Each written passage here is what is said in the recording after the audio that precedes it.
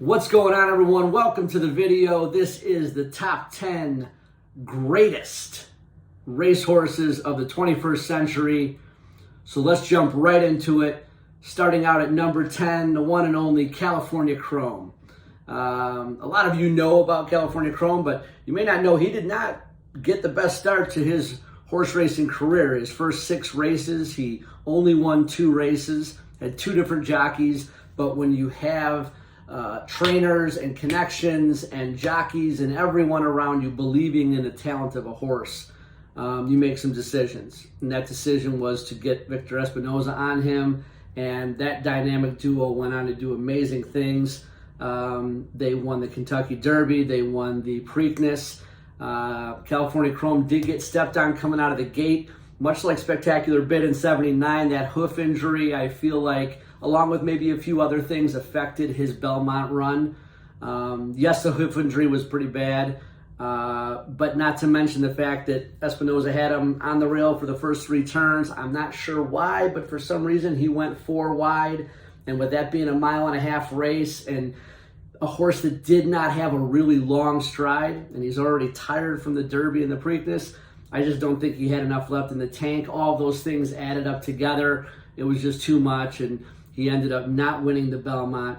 2015 for him was an up and down year, but don't worry about that. 2016, he was also Horse of the Year, and that is because in 8 races, he won 7, including the Dubai World Cup, the Pacific Classic Stakes, the Awesome Again Stakes, and then his only loss was one of my favorite races, which was him and Arrogate battling it out in the last 2 furlongs, and Arrogate was just too much for him. Chrome looked great at 5 years old. I mean, that's the reason he was Horse of the Year, but that race was awesome. Arrogate was just too much, and a prime Arrogate is probably going to be too much for just about anybody. But take nothing away from him. Won well over $14.5 million. A heck of a horse. People really loved this horse. He was a West Coast bred horse, and not enough good things to say about California Chrome. He's off at stud enjoying his life, and that is the number 10 horse, California Chrome. So coming in at number 9 is the fantastic Shared Belief. This horse is, for some reason, so underappreciated. I have seen lists and videos talking about the top horses of this century as recent as a year ago. And one of them had 25-something names on it, and Shared Belief wasn't even mentioned. He wasn't even in the honorable mentions, and that's just blasphemy. Shared Belief is, for me and for my money, and I'm very passionate about this sport. I'm sure you get that listening to me talk about these amazing animals and these great jockeys and the connections and everything about the horse racing world. I've been enamored by it since I was 10 years old and my first time at Arlington Racetrack.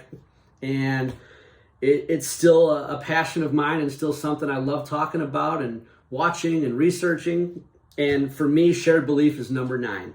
He was the 2013 American Champion 2-year-old. There are many race fans out there and friends of mine that are very educated on this sport that say he's one of the best, if not the best, 2-year-old American champion since the Spectacular Bid. He went 3-0 as a 2-year-old. Good margins of victory, good times, very solid horse.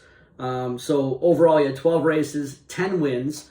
His last race he did not finish because of injury, and his only true loss was a 4th place loss in the Breeders' Cup, which there is some controversy there. We'll get to that in a second. But as a 3-year-old, he was really, really solid. He had a great race at the Pacific Classic. I remember that last turn he came off, and he made just a really, really big move and just glided past everyone. He had this really cool running style. If you go back and watch some of his races, the Awesome Again Stakes was a really good race. I still can't believe he won that race. Go back and watch the Awesome Again Stakes from him. I still can't believe he won it. And I remember telling friends of mine after that race, he's going to win the Breeders' Cup. Obviously, he did not. He was bumped coming out. It's a hotly contested race. Byron ran lights out. I mean, he ran a great time. California Chrome was in that race. Take nothing away from those horses. They ran their race. But there's a lot of people saying that, Shared Belief got a little bullied in that race. But hey, Robin's racing, right? That's what it's all about. And it was an official race, and he lost. But he came back after that to have some more wins. He had a really fantastic race in the 2015 San Antonio Stakes, and that racing style I was about to mention, where he just lowers himself like a high-end luxury automobile that hits 55 or 60 miles an hour and lowers itself on the highway to become more effective, efficient, and aerodynamic. You saw that in Shared Belief. And it was on full display when him and California Chrome locked up around that final turn at the San Antonio Stakes in 2015. And that's what everyone was waiting for. Everyone wanted those two, like Tyson and Holyfield. Everyone wanted those two to lock horns, meet up eye to eye, and go mano a mano and see who's the best. And they locked up, and they looked eye to eye, and that lasted about 3 seconds. And the next thing you know, Shared Belief's 3 lengths in front of California Chrome. And I don't think Chrome knew what the hell happened. I don't think his jockey knew what the hell happened. I don't think anyone knew what happened. But at the end of that race, we saw something pretty special, and it was Shared Belief. Unfortunately, Shared Belief fell victim to colic. So as I mentioned, in his last race, he did not finish. He got pulled up right around the 6 furlong point. Mike Smith was very intuitive, a fantastic jockey, and a heck of a nice guy. And he knew something was wrong, and then they looked at Shared Belief and found that he had a hairline fracture in his hip. So they rested him, and then eventually started retraining him to race again. And then one day he just fell ill with colic, and they got him to the hospital, and they just were not able to save him. But I'm happy to say and know that there's now a stakes race named after him, the Shared Belief Stakes. It's not a Grade 1 race. It's not the Breeders' Cup, but it's for 3-year-old males, and it's a really good race, and it's a tribute to him. And I'm really thankful that the horse racing community did that. So good on them. But I just want to share one last thing about Shared Belief, and that is a quote from his jockey, Mike Smith, who has been on everyone. And Mike, who had ridden Zenyatta, Arrogate, Justify with a whole bunch of other horses, Holy Bull, he was quoted a couple years back when asked about Shared Belief, his thoughts, and he said, and I quote, "We never got to see how good he really was. The horses he beat and the way he beat them was impressive. Everything came so easy to him. He had gears that were just crazy. You have to rank him right up there with those 3. And that is a very, very, very big compliment. Justify won the Triple Crown, 6-0. Arrogate was just an animal. And Zenyatta, we all know what she did. So high praise from Mike Smith, high praise from me, and I would hope the majority of the horse racing community for number 9, the fantastic Shared Belief. All right, guys, coming in at number 8 is the one, the only Justify. Justify, I really don't know where to put him, quite honestly. I don't think anyone does. For me, I can say this with confidence. He's a top 10 horse of this century, and he should be a top 50 horse of all time. And the reason for that is he only had 6 races. I get it. But he broke the curse of Apollo. Okay, since 1882, no horse had not raced as a 2-year-old and won the Kentucky Derby. And not only did he do that, but he went on to win the Triple Crown. And he did not have the easiest conditions. He ran in the slop in the Derby. The Preakness was no cakewalk for him. And in the Belmont, he went wire to wire. Some interesting things about Justify, on top of the fact that he was the 13th Triple Crown winner just 3 years after American Pharoah. What's also impressive about Justify is in the entire Triple Crown campaign, he was only headed by 2 horses, meaning throughout those 3 races, only on 2 occasions did another horse have his head in front of Justify's. And that really speaks to Justify's whole character. You ask Bob Baffert the difference between his 2 Triple Crown winners, American Pharoah and Justify. He'll tell you Pharoah is a gentleman and is always kind and humble and just a really nice horse. Justifies the opposite. Not that he's a bad guy. He's a boss. He's a bully. He is temperamental. You don't want to turn your back on him. And if Mike Smith, who's been on everyone, including Arrogate, Zenyatta, Holy Bull, Shared Belief, who we just talked about, I mean, Mike Smith's been on everyone. And if Mike Smith tells me that's not only the best 3-year-old he's ever been on, it's the best 3-year-old he's ever been around, I believe him. Justified was a really, really unique horse. And another interesting fact, he's the only Triple Crown winner ever to not race after the Belmont. We saw it with Secretariat, with Seattle Slew, with Affirmed, with American Pharoah, who went on to win the Haskell, and then the Breeders' Cup he finished up his career with. No. They are not going to lose all that money. They can make it stud with Justify. So, and in another interesting fact is him and American Pharoah are at stud together, hanging out with the gals, living the life of luxury that you get when you win the Triple Crown. So, again, difficult on where exactly to put him because we don't know what his real potential was and what he really could have done. But all in all, just an awesome horse, especially if you look at his pedigree. I mean, that guy was bred to do exactly what he did. And when we just talked about his temperament, that's how he ran. His running style was very simple. I'm going to get out front, catch me if you can. That's it. So coming at number 8, none other than the one and only Justify. All right, so here we are at number 7, and it's none other than Curlin. What a really, really solid horse this was. The 2007 and 2008, back-to-back years, Horse of the Year. He was just tough as nails, gritty, a beautiful horse. And he won the 2007 Preakness Stakes and the Breeders' Cup. And what he did at the Preakness was awesome. I mean, he also won the Dubai World Cup. He had a really cool stalking style in that race, and at the end just pounced and smashed everyone. But I think I like Curlin best for what he did at the Preakness.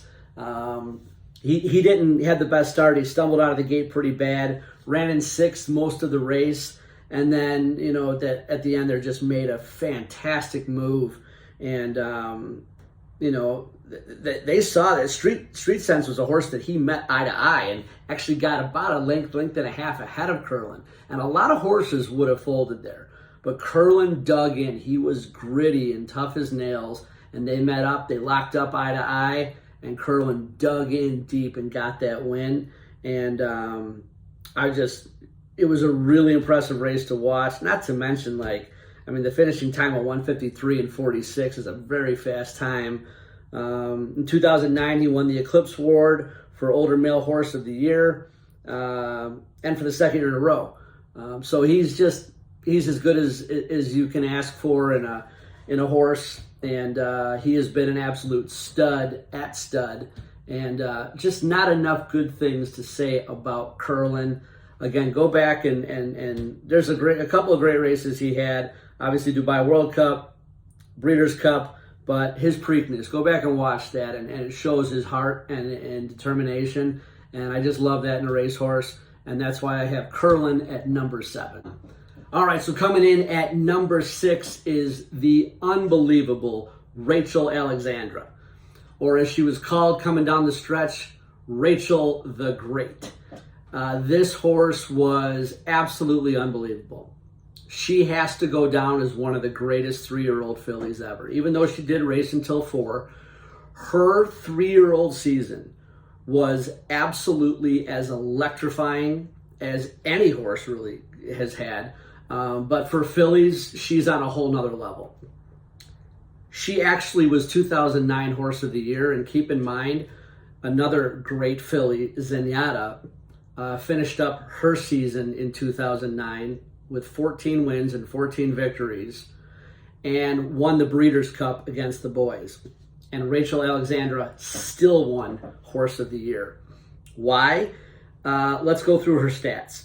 So as a 3-year-old, she was undefeated in 8 starts on 7 different tracks. That is impressive. She raced against the boys 3 times. and won in devastating and just spectacular fashion. She was the first filly in 85 years, at that time since 1924. The first filly in 85 years to win the Preakness Stakes. And she was the first horse ever, male or female, to win from the far outside in the 13th post position. In addition to that, prior to the Preakness, she went out and won the Kentucky Oaks by 20 1/4 lengths. Can you imagine?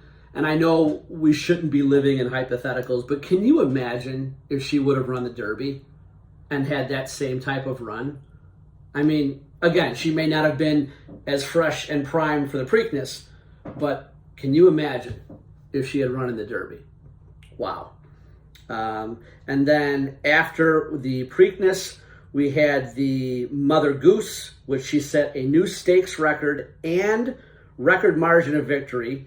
She won by 19 1/4 lengths and ran a 146 1/5, beating Ruffian's record. Ruffian, who by many is considered the greatest filly ever, who has all kinds of records, and every time she went out, set or tied a stakes record or track record. Just unbelievable. Then after that, it was the Haskell, once again against the boys, this time the Belmont winner, Summer Bird. She won by 6 lengths in complete slop and just came within a fraction of tying the track record. And then finally, if all that wasn't enough, she goes out at the Woodward. She becomes the first filly ever to win the Woodward and once again beats the boys. There are just not enough amazing things you can say about 3-year-old Rachel Alexandra. And had she had that much success, again, as a 4-year-old, she only had wins and second places. She never finished lower than that. Only in her first race, where she finished 6th, I believe, was she ever never first or second.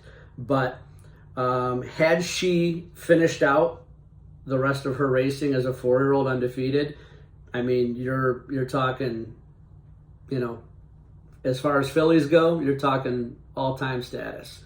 But don't sleep on anything. She ran against the best competition possible that was offered. She was absolutely incredible. And the only thing that is a real shame around 2009 and 2010 is that we did not get to see Rachel Alexandra and Zenyatta square off in a race. Besides that, I have no complaints about anything that Rachel Alexandra or Zenyatta did, for that matter. But Rachel Alexandra, very worthy. I know 6 is a big spot, and she's in front of Curlin. She's in front of Justify. She's in front of some really good horses, but she deserves it.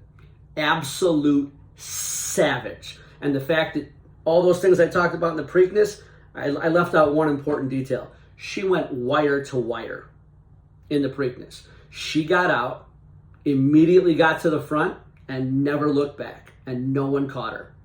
No one. Unbelievable racehorse. Number 6, the incredible Rachel Alexandra. All right, so coming in at number 5, the incredible, the savage, the mighty Arrogate. I absolutely, like probably most race fans, loved this horse. Sadly, we lost him at just the young age of 7. He did have about 2.5 years at stud, and we've already seen some Grade 1 stakes winners from him, especially from his second crop. But wow, what an exciting racehorse. And when I think about Arrogate, and granted, he could be a little higher, a little lower on this list. Everyone is entitled to their opinion.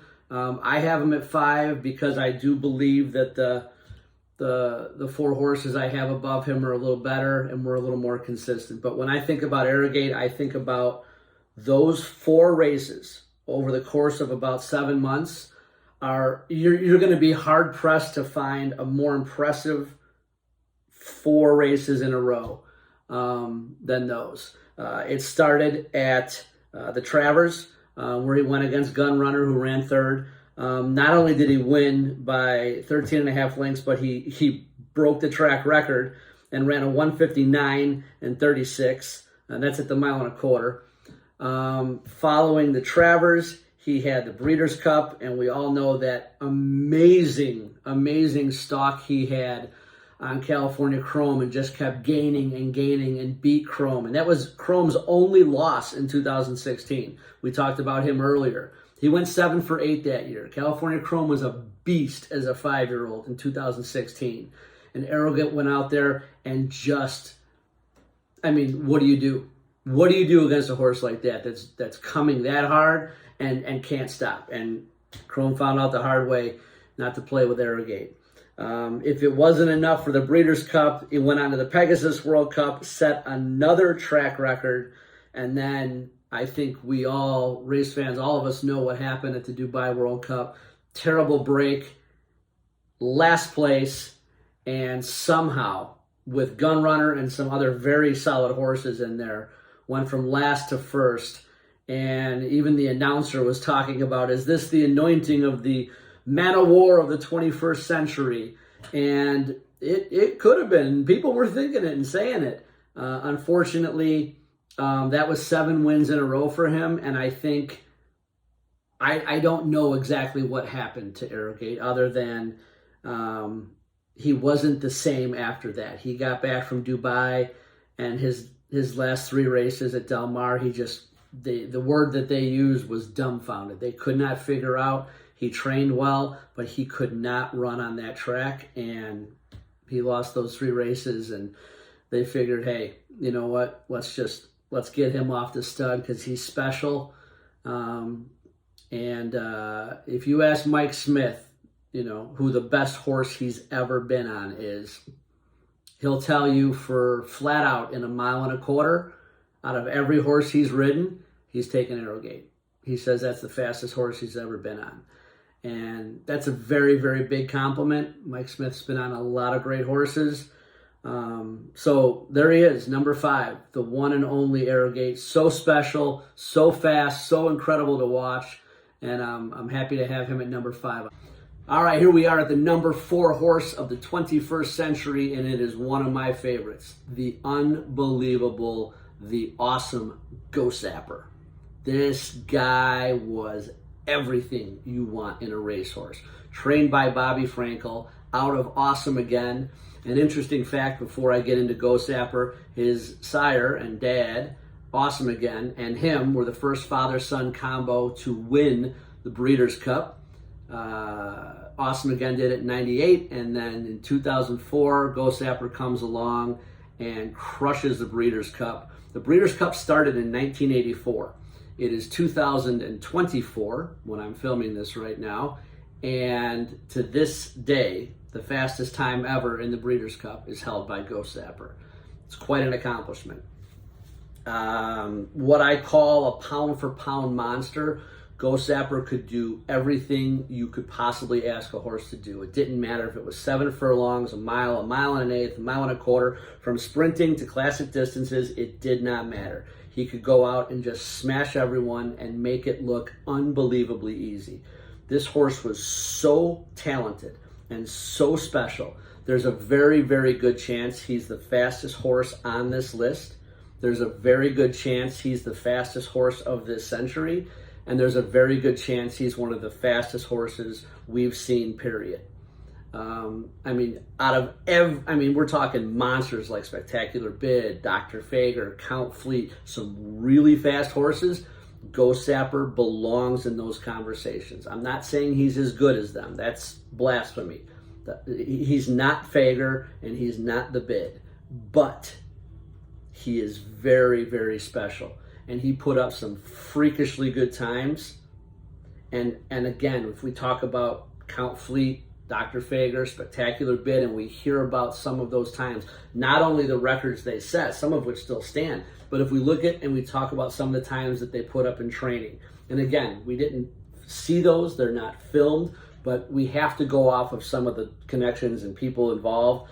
And some of the people around Ghostzapper that I got to know told me some stories about times he put up in training that were freakish, and we're just going to leave it at that. I had the pleasure of seeing him run in that Breeders' Cup in 04, and that kick he makes when they come around, that last turn, that kick he makes, you don't see that very often in a racehorse. Go back and watch that Breeders' Cup. When they come around that final turn, that kick he makes, unbelievable. Very rarely did his jockey have to go to the whip on him. He's done some incredible things. His running style was just power, power, power. He could do everything. He could sit back on the pace, a length or two back, and then in that final turn, just kick and go. He could go wire to wire like he did in the Breeders' Cup and a few other races. And then if you look at a race like the 2003 Vosburg Stakes, what he did there was incredible. He had a terrible start. He's dead last, at least 10 lengths behind, and then just barrels, almost like Secretariat did in the Preakness. Just makes an unbelievable move that you're not expecting and blows by everyone, still has a furlong left. And I think he won by 6 or 7 lengths. I mean, just as impressive as you can get. Actually, one of his most impressive races for me was his 2003 King's Bishop loss, where I believe he placed 3rd. He had a terrible start, and the way he closed in that last furlong was just insane. Again, he lost that race, and it was that impressive. He had a great battle with St. Liam. St. Liam, who went on to be the 2005 Breeders' Cup champion. Quick caveat, had Ghostzapper entered that 2005 Breeders' Cup, he couldn't because he was so injured, but he would have gone back to back like the great Curlin did, who we talked about earlier. Ghostzapper was as special gets. Again, I did mention he has the fastest Breeders' Cup time ever, just over 1:59, and we can talk about some of the people out there who say, oh, well, it's the track he ran on, and he was under-raced and too lightly raced, and his competition wasn't that great, and he dodged a lot of races. All nonsense. This guy, for what he had to deal with injuries, and he had some serious injuries. He had super long layoffs, and he came back and did all of these things that were so impressive. You have to give props to this horse. And if you want to talk about competition, first and foremost, he won Horse of the Year in 2004. He only ran 4 times. Destroyed the Breeders' Cup, set the record, which still stands today. And he beat out an amazing horse in Smarty Jones, who won the Derby and the Preakness and came very close to winning the Triple Crown that year. Very close. So Ghostzapper is as special as you get. He did have one race at 5 years old at the Met Mile and just destroyed everyone, won by over 6 lengths. And after that, it was discovered that he had a hairline fracture, and they decided, hey, you know what, let's not push our luck anymore. This horse is really special. His pedigree is special. Let's get him off to stud. And at stud, he just continued doing what he did on the track. This guy has, oh my God, he's sired over 600 winners, over 50 Grade 1 stakes winners, and including his grandson, Justify, who in 2018 won the Triple Crown. So Ghostzapper, everything you want in a racehorse. And if I'll just add this before I finish up on him, because he's so special. That's why I'm talking a little longer about him. Most of these horses I'm talking about for 2 or 3 minutes. Ghostzapper for me is so special. And had he had some more races, he's up there in all-time great conversations. Had he won 3 or 4 more races, because he's just, you don't see gears like that in many horses. Again, watch some of those races I talked about. Watch that kick coming out of that final turn, heading into the straightaway at the 2004 Breeders' Cup. All the other owners of horses that thought their horse was going to do well that day, they knew Ghostzapper was good. They found out that day he was great. And you see that kick he makes, and he makes it look easy. This is a real all-time great horse. He does not get talked about enough. And anything you read about him dodging other horses or dodging the Triple Crown races, it's all nonsense. This horse dealt with so many injuries. He was so impressive. To come off of massive layoffs and do what he did is almost unheard of. He's that special, and we got to give a lot of props to his connections, to his trainers, to everyone involved. Javier Castellano. I mean, again, Ghostzapper is one of those horses you could, anyone could pretty much ride him, and he's going to do what he does. But Castellano rode him as perfect as you can ride him, and just not enough incredible things to say about the incredible Ghostzapper coming in at number 4. Coming in at number 3 is the one and only Zenyatta. Wow, what a racehorse she was, and there's just not enough good things to say about her. So she was the 2010 Horse of the Year, had a very close battle for 2009 Horse of the Year. As we discussed earlier, that was won by Rachel Alexandra, another amazing filly who in 2009 went 8 for 8 and beat the boys 3 times, as well as winning the Preakness. I don't know many female horses that could do what Rachel did as a 3-year-old, but a prime 5-year-old Zenyatta is at that same level, if not better. Zenyatta was everything you want in a racehorse, and her racing style is both stressful and unbelievably exciting. I can remember being a new guy at my first unit in the Army, and I ran in the fast group every morning, Monday through Friday, and we had a sergeant major that would run with us, and I remember him telling me, it's a lot easier to keep up than it is catch up. Stay at the front. Fight as hard as you can to stay up at the front, because once you fall back, it's next to impossible to catch back up. I believe that same advice is applicable to racehorses. I think it's a lot easier to stay up near the front of the pack than it is to fall back 15 lengths like Zenyatta like to do, and then play catch up and close really hard in the last, furlong or two. Her running style was absolutely amazing. She won 19 consecutive races, always and almost always in very, very dramatic fashion. I think her best race arguably was the 2009 Breeders' Cup. She went up against very stiff competition, to include the Belmont winner Summer Bird, Gio Ponte, and that move she made in a whole bunch of traffic to go wide and outside and then close the way she did against some very good horses was just super impressive. Just hit over 2 minutes in the Breeders' Cup there, and wow. She did lose her last race trying to go perfect 20 for 20 and win her second Breeders' Cup. She lost by just a nose to Blame, who's a good horse, and Mike Smith has even taken some of the blame, if you will, and admits that he probably didn't cut her loose quick enough. He waited a little too long. There were some really good horses in that race. It was a good pace, and I think there was just too much asked of her, especially as a 6-year-old at that time in 2010. But again, Zenyatta was unbelievable. Won over $7 million racing. She was the first filly to win the Breeders' Cup.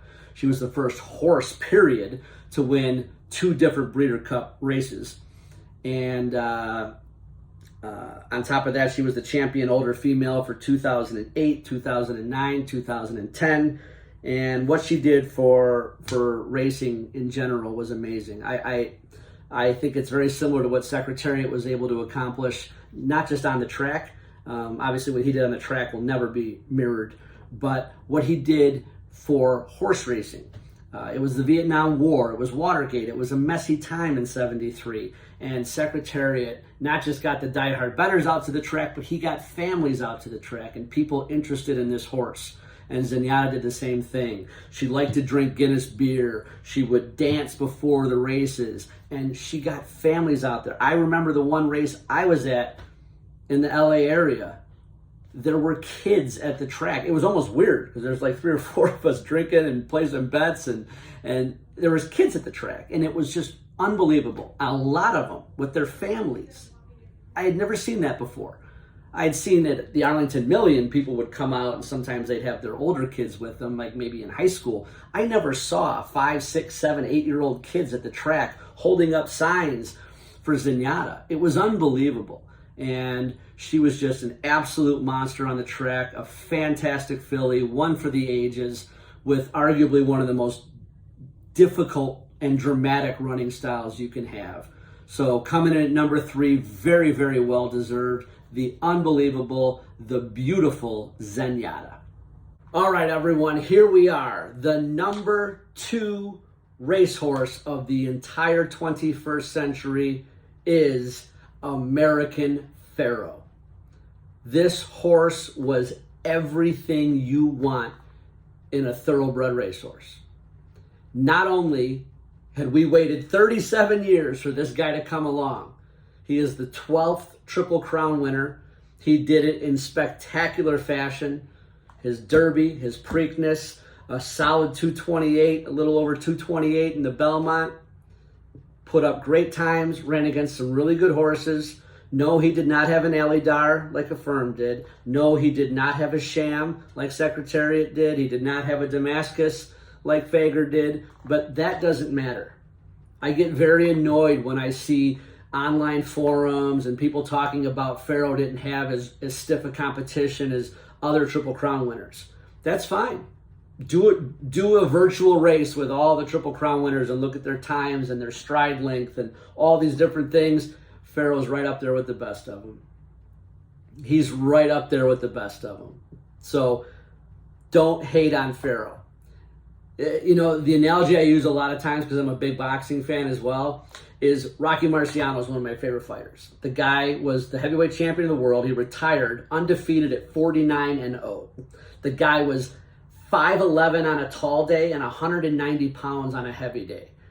And he retired 49-0. Is it his fault he fought a 36-year-old Joe Louis? Is it his fault he fought an older Ezra Charles? Is it his fault he fought an older Jersey Joe Walcott, an older Archie Moore? No, it's not. Blame his parents.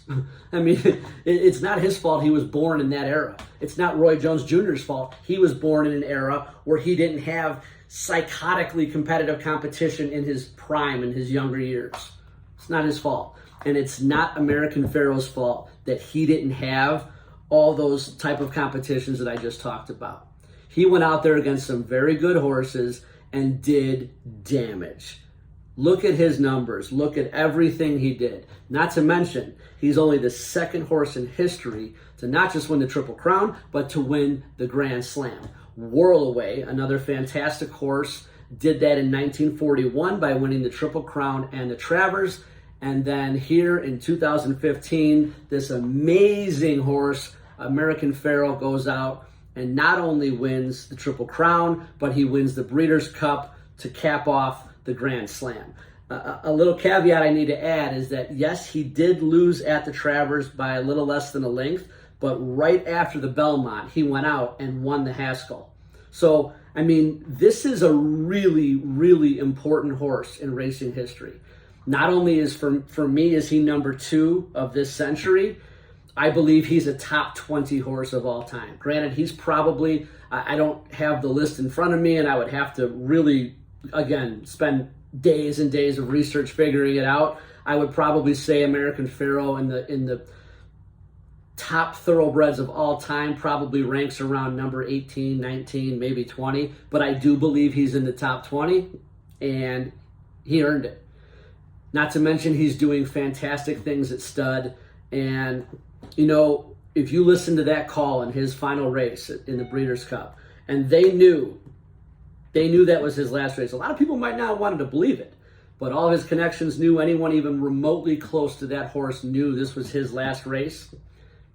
He went out there, and Vasquez went to the whip on him that last furlong, and he gave everything he had. He left it all out on the track.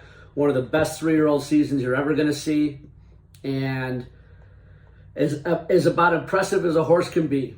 And that's what American Pharoah was. And man, he filled our cup 10 times over. We waited 37 years for a guy like this to come along, and I'm so thankful that he came along in my lifetime. And how spoiled are we, as we talked about earlier with Justify at number 8. Just 3 years later, Justify came along, and as I mentioned in Justify's bit, him and Pharoah are off at stud together, hanging with the chicks, living the life of luxury as they deserve. And that is my pick for the second best horse of the 21st century. The incredible, the unbelievable, the just the American dream. American Pharoah at number 2. So here we are, ladies and gentlemen. The number 1 horse, in my opinion, of the 21st century is the incredible Flightline. Yes, I said it. A horse with only 6 races, in my opinion, is the best horse of this century.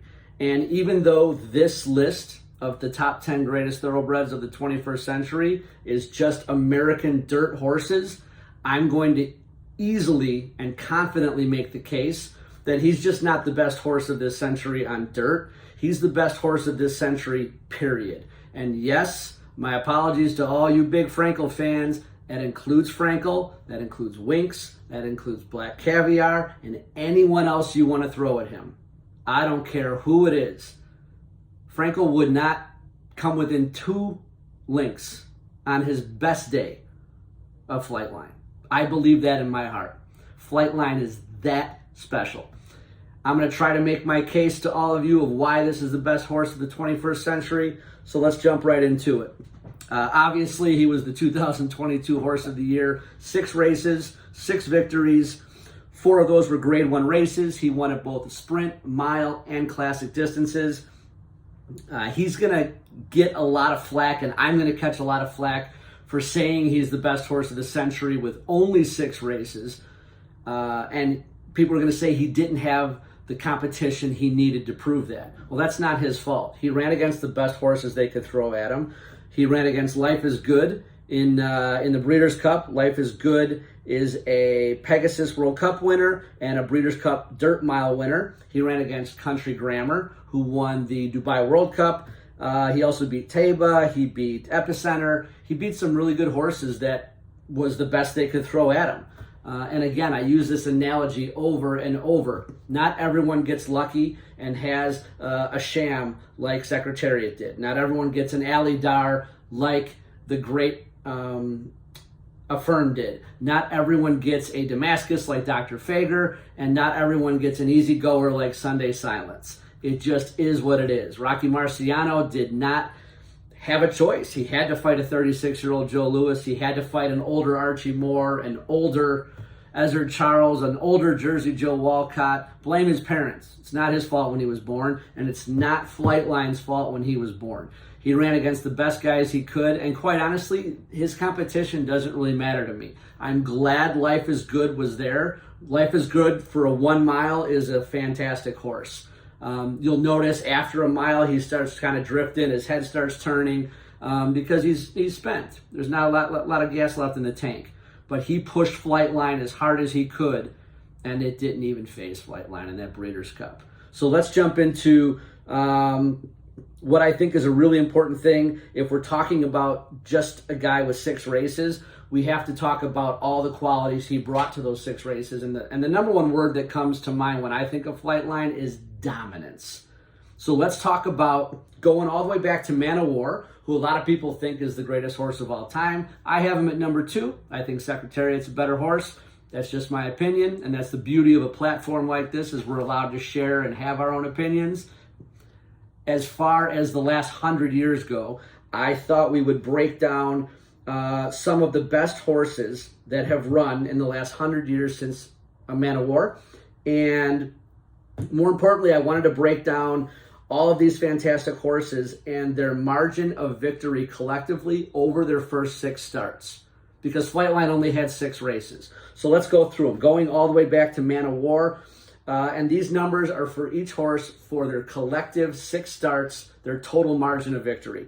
Man o' War was 16 links. Native Dancer, an amazing horse, 21.5 links. Personal Ensign, 31.25 links. Seattle Slew, 31.5 links.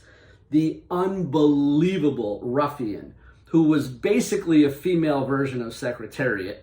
Her grandfather was Secretariat's dad. I mean, Ruffian was as dominant a horse as we've pretty much ever seen. And her collective margin of victory over her first 6 races was 50.5 lengths. Flightline's was 71. Think about that. The closest any horse ever got to him at the wire was 8.25 lengths. Not to mention his average margin of victory per race was just over 11 lengths. That is absolutely insane. It's unheard of. You don't see it. It hasn't happened before. So we can talk about the fact that he's only got 6 races, but we can also talk about the fact that he's done things that other horses haven't done. And that says an absolute ton. I mean, to be that dominant in your first 6 races. Again, we just went back 100 years. There's many great horses I didn't name because many horses didn't win their first 6 races. Secretariat didn't win his first 6 races. A lot of amazing horses did not win their first 6 races. So that's impressive. Number 2, I want to break down his 2 biggest races. Obviously the Pacific Classic and the 2022 Breeders' Cup Classic. Now, when we're talking about the Pacific Classic, this is, for me, in the top 5 most impressive performances by a racehorse I've ever seen. I would say you have the Belmont from Secretariat in 73. You have Spectacular Bid's world record. You have Dr. Fager's world record. Throw in 1 or 2 other amazing performances. Flightline is right there with what he did at the Pacific Classic. He won by 19 1/4 lengths and ran a 1:59.28. He just missed the track record by a fraction of a second, and I have to say this because it's so important and people don't pay enough attention to this. He was cantered in to the wire. Not to mention, and I'm going to repeat this throughout this video, in none of his races was he ever touched by the whip. He was never touched by the whip. Think about what that means. He was not only never touched by the whip, but this horse was never fully stretched. Ghostzapper, who's a very similar horse to him, was fortunate to have St. Liam really push him in a race that shouldn't have been that close. St. Liam, by the way, went on in 2005, the following year, to win the Breeders' Cup. But Ghostzapper got to show his grit. He got to dig down deep and show his toughness and his fortitude. We didn't see that from Flightline because no horse could keep up with Flightline. I'm not saying that any horse in history couldn't. I'm just saying there weren't any horses for the 2 years he raced that could keep up with him. Again, it's just so impressive. Never touched by the whip, to win by that margin. And I'm going to make a very, very bold statement here. I promise you. I've been watching and studying and researching and loving this sport since I was 10 years old. Had he been fully stretched and asked 100% and had Flavien Prat gone to the whip, man, we at the 1.25 mile distance, we probably could have seen something very close to what Spectacular Bid did. At least a 1:58 flat. I would wager he could have done even better than 1:58 flat had he been fully stretched and asked. He is that special.